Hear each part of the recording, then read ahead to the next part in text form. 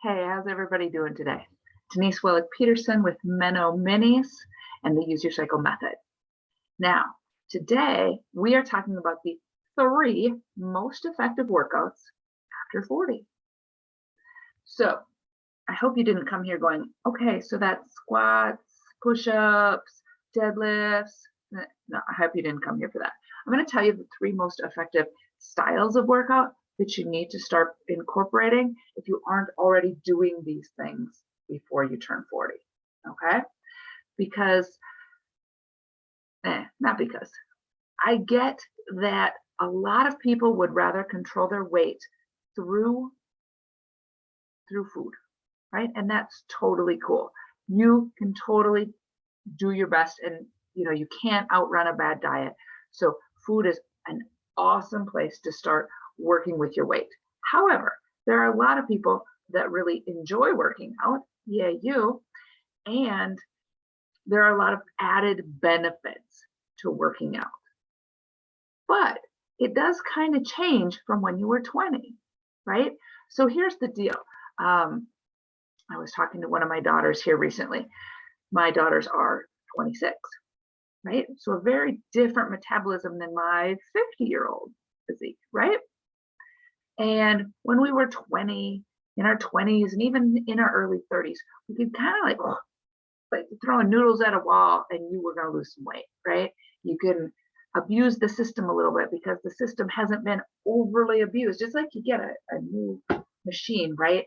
And you can kind of overrun it, or like not have as much fuel in it or whatever, right? And you can lose weight. But as we get older, as the machine work gets older, right? It's like, no, this is a hard pass. You don't put fuel in me, I am not running. Or you overwork me and things are going to break, right? So we need to keep these things in mind, right? So I was at the gym the other day. Here's just an interesting story, I guess. I was at the gym the other day. Now I've got an arm restriction right now, so I've been getting really frustrated with the weights I can't lift, the weights the doctors have said do not lift right now, right? Let this arm heal up. And I was talking to a newer trainer there, and she was like, well, Denise, remember, these are my weights, right? I can relatively easily lift 40 to 50 pounds on a chest press, 40 to 50 pound dumbbells, right? On a chest press. Like, I can get like 10 reps, right? And she said, well, Denise, if you did 40 pounds for 4 sets at 10 sets of 8 or 10 sets of sets, right? So that's like lifting 40 pounds 32 times, okay? That's moving 1,280 pounds. What if you just used the 10 pounds, which your doctor said you could use, and lifted them 100 times? That's like lifting at 1,000 pounds. And part of me wanted to jump on that logic. The other part of me said, I am not lifting 10 pounds 100 times. I mean, that's 10 sets at 10 reps. I'm just not going to do that, right? My head went, no. And I wanted to get that logic. I wanted to go, oh my gosh, that's the answer. Now, maybe it's the answer, well, I have an injury, but it is not the answer, right? Because hormones don't play like this. Hormones are not simple math. They don't play like that. The numbers look great, but we need to remember so much else goes into the machinery here. And of course, I'm going to talk about hormones. I'm going to talk about the hormones that go into working out. And this is working out in general, okay? Whether it be cardio, whether it be lifting weights. When you start working out, whether it's a cardio or a weight workout, your testosterone increases, hopefully. That's the ideal. That's what you want to happen. Your growth hormone increases, but so does your cortisol. Now, if I just started talking Greek, let me slow down and back that up a little bit. So testosterone helps you burn fat. Think about your brother, think about your dad, think about your partner. your male partner. They just like start moving more and they freaking lose weight. It's because they have way more testosterone. They build muscle way easier than women do, and muscle burns fat, so they lose weight faster. So you want to increase your testosterone. Growth hormone helps amplify the experience of testosterone, right? It ramps everything up. And cortisol. Cortisol is also going to go up at the same time as testosterone and growth hormone go up. But the job of cortisol is to store fat. To store fat, right? Cortisol, that's your stress hormone. You are running from a tiger. If you are running from the tiger, cortisol is designed to give you a boost of speed, to give you some endurance, to make you move, but not help get you pregnant, not sleep, not have libido. Okay? So if cortisol is running the show, we're not gaining muscle, right? Things are being broken down so you can run from the tiger so you can live another day. Okay? So, and the way we get testosterone and growth hormone to increase is we have to exercise intensely. Okay? Intensely. That means no huff and puff cardio walk, no speed walking. That means we're not going to lift 100 times 10 pounds. We're not going to go for the long haul. We're going to go for the short haul, right? So when you lift intensely, or when you do cardio intensely, your testosterone and growth hormone and cortisol all increase. However, for the first 30-ish minutes, testosterone and growth hormone outpace the cortisol, right? It's like the Kentucky Derby, okay, right? They are the front runners. They are way out there. And at 30 minutes, you got Rich Strike. Was that the horse's name? Rich Strike coming up from the back of the pack, whoosh, and bypassing testosterone and growth hormone. And then cortisol wins. Then you lifted too long. You ran too long, right? Because too much cortisol and things start to break down. Okay. So there's your basic hormone basics. Okay. So what are the 3 types of workouts? I think I've alluded to 2, but let's go with weights first. Y'all know I love iron. I love lifting heavy things, right? And here's why you need to add them even more now after 40 than maybe before. Maybe before in your 20s, you were maybe you only enjoyed running. Maybe you lifted some light weights, but you never really got into it. Maybe it just wasn't much of your thing. Maybe you enjoyed body pump classes, whatever. Awesome. As we get older, from the time you turn 30 until you get older, if you are not actively trying to gain muscle, you are actively losing muscle to the tune of 3 to 8% per decade. And when I was younger, I was like, whatever. But literally, combined with this injury thing that I got going on, I can feel that there are things that I cannot do or do not trust my body to do anymore, right? And I've been a fairly active person for the last 20 years. So if I'm feeling it, just as I turn 50, man, there are things I can't do. I've got 2 choices. 1, let this injury heal, and then lift some heavy weights so I at the very least don't lose any muscle mass. Or 2, don't lift weights and continue to go, I can't do this. Can you help me? Honey. My honey's not getting any younger too, and this happens to men too, since they start out with more muscle, right? So you got to lift heavy things. Lift heavy things. That means lift something heavier than your purse, okay? For most women, when I weigh their purse, they are carrying around far more with their purse than they ever go to the gym. They're like, oh, I can't lift more than a 10-pound dumbbell. You can. Will it take a little bit of time? Yeah.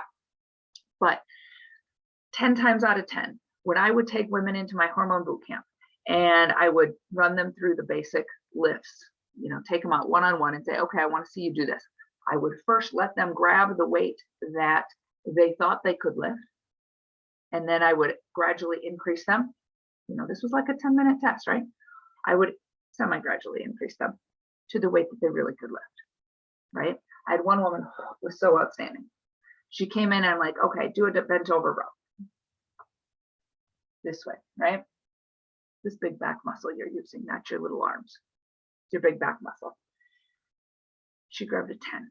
Now I looked at this woman and she had just told me she worked in the nursery carting around 40-pound bags of this and that and other thing. So I didn't let her hold out there. By the time we were done, she was lifting a 40-pound dumbbell. You're stronger than you think. That's all I want to point out there. You are stronger than you think. Okay? So if you're not 100% sure, do I recommend having someone spot you? Do I recommend having someone who knows what they're doing in the gym show you what to do? Yes. But if you're listening to this, I think you've probably already been in the gym. Okay? So you need to lift heavy weights. Let's see. Bone density also starts decreasing rapidly. And lifting heavy weights helps increase bone density. Metabolism. Your metabolism is starting to tank even faster than before. And part of that is because you're losing muscle faster than you have before. And so muscle is the driver of metabolism. You need to keep the muscle you have. And if you can keep gaining muscle, and you will have a higher metabolism, burn fat faster. You will burn fat. You burn fat while you are lifting weights, and you burn fat for up to 72 hours after you get done lifting weights. How is this not a win-win? Daily activities, I talked about that. There are things I can't do. And if you won't take some time to work on those muscles and continue to encourage those patterns, you will discontinue doing things. You might also know that I work with the 65 plus crowd a lot. And you know what I start hearing from 80-year-olds, or more likely they're kids, right? A lot of times I'll have like an 85-year-old mom and a 65-year-old daughter in the same class. And the daughter will say, yeah, mom doesn't hang her clothes up anymore. She just throws them over the back of a couch, whatever. And I'll talk to the mom and I'll be like, well, I can't lift my arms out. That's too heavy, right? Or we go from buying a gallon of milk to a half a gallon of milk to buying a pint at a time. Yeah, some of it's consumption, but some of it is I can't lift the 8.5 pounds of gallon milk. Okay? Keep your muscles up. You are going to, if you don't start lifting weights, you're going to increase the speed of muscle loss and you'll maintain your shape. You're not going to get big and bulky. You're going to maintain that beautiful toned shape. That toned shape happens when you lift heavy weights. Yeah, those of us that have been in the business are going to tell you the truth about that. Toned comes from lifting heavy. Okay, I'm going to get into the specifics of how to lift weights in a little bit, but what's the second type of workout you need to start incorporating? Cardio. Real cardio. Testosterone, growth hormone, cortisol, same situation. They all go up with exercise, but only intense exercise. If you're going to sort of kind of lift or sort of kind of walk fast, you're going to sort of kind of not get any testosterone increase. If you're not going to go intensely so that the testosterone and growth hormone will increase, then all you're raising is cortisol.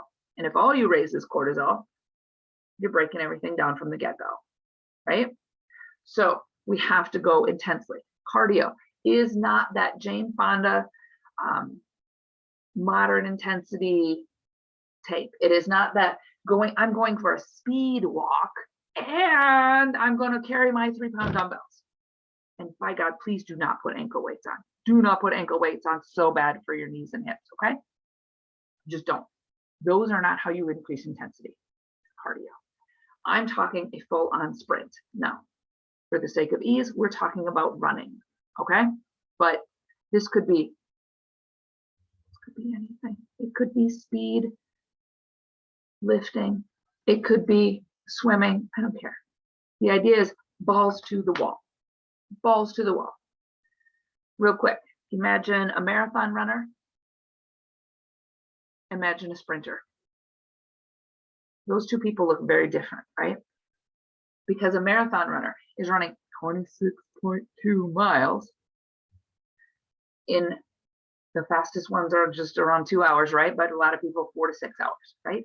You're running for 4 to 6 hours. Does that sound like long haul? Does that sound like more than 30 minutes? Yes. So they're chewing up their muscle the whole time they're running. The key here is to sprint. What is that? 30 seconds, a minute, right? Sprint as fast as you can until you can't, right? So the most scary way to test this is on a treadmill, but here's the idea, right? Set the treadmill for the fastest pace you can go. Let's say it's 14 miles an hour. You can only sprint for 14 miles an hour for how many seconds? And then you have to shut her down.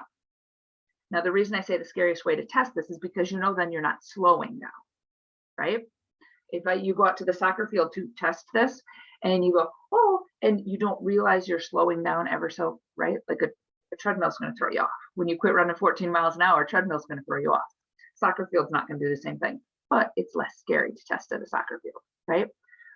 Run as fast as your legs will take you until you can't run that fast anymore. When you have to start slowing down, I just need a break. I'm just going to jog. No jogging. No jogging. You sprint. And then when you can't sprint that fast anymore, keep moving because you don't want your muscles to seize up. You walk, you stroll, you go until you catch your breath. And then when you catch your breath, you sprint again, right? So treadmill, that's like sprinting 14 miles an hour and then jumping off. And then when your feet can go 14 miles an hour, jumping back up. That's the gist of it. I would not encourage that because that is scary as all get out.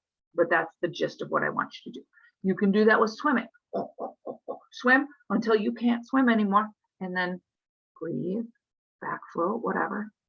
And then sprint again, right? And stop at 30 minutes. Stop at 30 minutes because then cortisol overtakes. And if you're going to put all of the extra hard work into it, why do you want the cortisol then to overtake? Okay, so first workout that needs to happen, weights. Second most important workout that needs to happen, cardio. We got to have heart health, right? Cardio, and it burns calories, but I will guarantee you the sprint and pause burns far more calories with far less work in 20 minutes than jogging or speed walking. Okay. Final type of workout you need to incorporate in your week, in your day, whatever, in your week. Walking. Not that huff and puff. No huff and puff. No huff and puff. I actually mean a stroll. A stroll is defined as, because we all use treadmills, 2.8 to 3.2 miles per hour. Okay? It's not particularly fast. 3.2 is, you're not huffing and puffing, right? You want to think, I am on a walk with my toddler. And the toddler is stopping all the time to look at the caterpillar and the dandelions and smell all the flower and look at the plane, and right? Cool. That's exactly what you want to do. This is like the opposite speed of that high intensity cardio workout or the weight workout. This is slow it way down, right? Maybe you don't have toddlers in your life. Maybe it's you and your partner going for a walk and sharing about your day. So you're not moving so fast that you can't breathe. You're moving so that you can talk. You may be walking through the neighborhood and going, oh, look, that house is for sale. Or, oh, look, they painted that house a new color. And you stop and look. Or you go, what kind of bushes do they have planted in their front yard? Right? It's that kind of walk. It's not a huff and puff walk. Right? Because again, huff and puff is just going to raise your cortisol. Okay? A stroll is not going to increase your testosterone or your growth hormone, but it is going to lower your cortisol. That weight workout and those cardio, those are both going to increase your cortisol. The stroll is going to decrease your cortisol. And that's what we need. In this day and age of having a fight with my boss, terrible traffic, fighting with my teenager, all of these things that create stress in us, deadlines, right? We need to do something to walk off the crazy. Cortisol equals crazy, right? And in order to do that, it's just getting steps. It's not getting fast steps. It's just getting steps, moving, because we're not running from the tiger. We're not burning off the cortisol by running from the tiger. So in order to burn it off, you just go for a walk. Stroll. A nice, slow move. Okay? So the three main types of workouts that you want to incorporate after 40, lifting very heavy weights, doing very fast cardio. Both of those are no huff and puff, and both of those are done in 30 minutes or less. And then adding strolls into your week.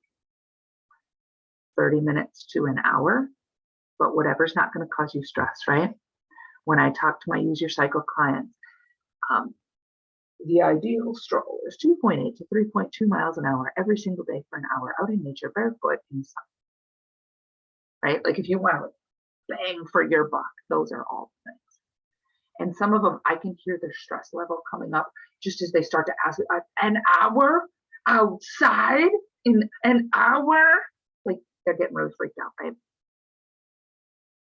So for some of them, it's 5 minutes in the sun, right?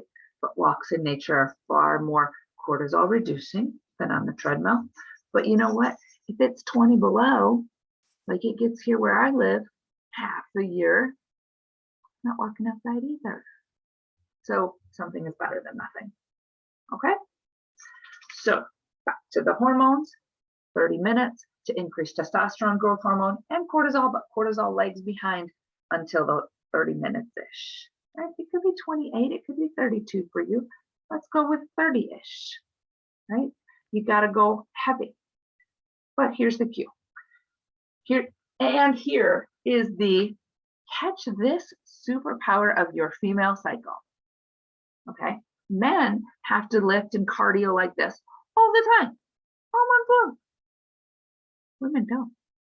Because of the cycling of our estrogen, our progesterones, our testosterones. We don't have to lift like this every week of our cycle. Now I'm going to talk about scheduling another day, but here's the deal. Week 1 of your cycle, when you get your period, the week starts out, you're at a low, you are coming into, you're starting to increase your testosterone, you're starting to lift mid-range heavy, still 30 minutes, maybe 10 to 12 reps. You're going into week 2, testosterone and estrogen are still on the rise. You are going for the max. You are lifting as heavy as you can possibly lift. And it feels, it is so fun. You're like, oh, I lifted that. And then after that peak, after ovulation, estrogen starts to come down. Testosterone starts to come down. As it comes down, you're back into those heavy-ish, 8 to 10, and maybe not quite as much weight as the week before, or that same weight will feel very heavy. And week 4, PMS. Take a week off. Go get a massage. Take a yoga class, a recovery yoga class. Do some foam rolling, some stretching classes. You don't have to lift it all back. How cool is that? Well, like I said, that's for another day. We'll talk more about that. So 3 styles of workouts. What are they? 1, most important, weights. 2, very important, heart health is good. Cardio, sprints, fast. It doesn't have to be running, so don't get all hung up on that. 3, strolls. And you can do any of them. Do all of them. Yeah, that's what I have. Denise Willick-Peterson, Meno Minis, Use Your Cycle Method. If you haven't checked out my books on Amazon, I do have some of those workouts in my Perimenopause Exercise Planner book on Amazon. That gives you like specifics, that gives you examples, that gives you the how-tos, the why-tos, and the whole kit and caboodle. Or you could check out my Use Your Cycle book, which explains not only that stuff, but goes more into the whole what week to do what kind of exercises. So glad to see you. If you have any questions, I love to see them in the comments. I will answer everything that comes through. And we'll talk again when we continue the countdown on the perimenopause stuff for weight loss. See you soon.